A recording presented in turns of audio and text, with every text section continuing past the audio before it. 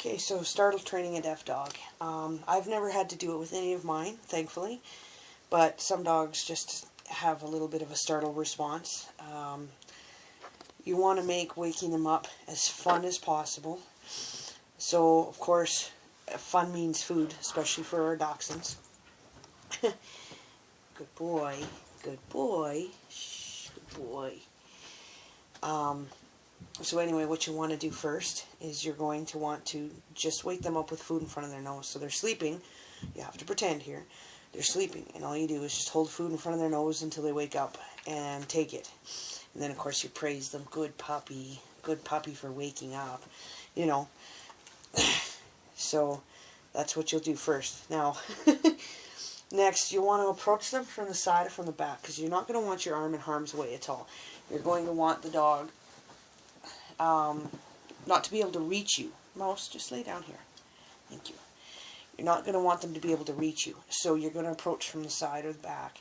Because if you approach from the front, of course, if they do startle awake and snap, they can't get you. So the first time you do it, you want something really yummy, like a hot dog or cooked chicken or freeze-dried liver or something like that. And the first time you'll do is you'll just gently touch them with 2 fingers. You'll hold food in front of their nose. Of course, they're not awake, so they're not doing this.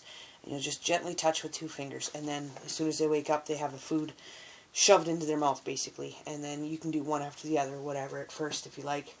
But, you know, everything depends on each dog. But anyway, so once he's doing that comfortably, you've done it 4 or 5 times, and he wakes up happily looking for food. He doesn't wake up starting to be grumpy. Then you're going to want to touch him a little harder, a little firmer, maybe press down a little bit, you know, or you can grab instead of just touch.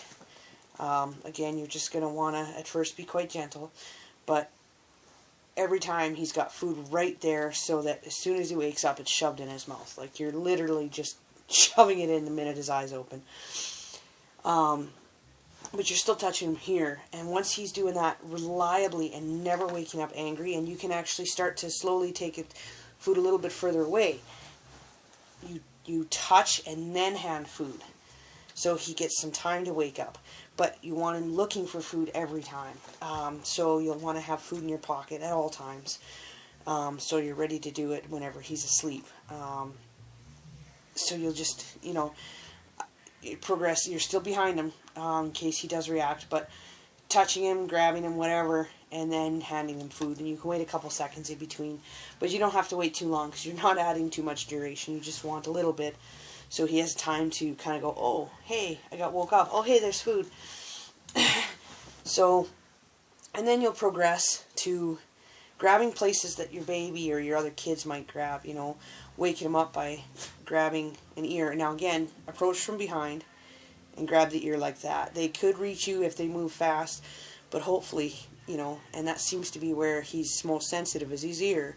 So you'll want to work on that after you get the back training really well. Mouse, just relax. So you grab an ear and just gently touch it. And then you can progress to actually grabbing it pretty hard. Again, you don't want to hurt him. You don't ever want to hurt him. However, you may want to give him a gentle pinch. Nothing that's too painful, but something that's somewhat, you know, more of a pinch than others. But you want him to associate that pinch with food, so that he's learning that it's always a good thing to get woke up, even if it's quite rough. Again, it's not a rough pinch. It's just a, you know, you're not actually hurting the dog. You want them to learn to wake up, you know. You could even progress to picking him up from a dead sleep. But make sure you've got food handy. You know, once he's really solid with grabbing any part of his body, feet, ears, tail, you know, then you might want to actually progress to grabbing him. Now when you do that, I'm going to turn Mouse around, she's not going to stay around, but when you do that, food in one hand, scoop underneath the belly like this, and then just pick him up. Of course you'll have to do it quicker, but because you want him to always associate it with food. So approach him from behind, scoop him up, hand him food like that. And honestly, it's probably only going to take a couple of weeks and you'll never see another snark or snap from him getting woke up. But you might want to keep it up now and then, just to make sure that he's always happy with this. I don't know why. I guess I grab my dogs and play with them a lot like this, and I never expect her. Like I've always made sure she wasn't rough, so maybe that's why she doesn't startle awake. I don't know. And I'm also careful to always gently wake them up when I do wake them up. Now, of course, I just grab her and go, and she can be in a dead sleep and nothing bothers her. Same with Boo. Although, if he's possessive, so if he's sleeping somewhere and he doesn't want to be moved, he'll growl. But that's not startle response. That's just, I'm a jerk response. Right, Mr. Boo? Right, Mr. Boo? You a bit of a jerk? Yes, you are a bit of a jerk. Okay, so now that everybody's watched Mouse getting food, we'll give treats to everybody else. Good boy, Oliver. Good boy, Oliver. Here, kitty. That's very good. Right here, right here.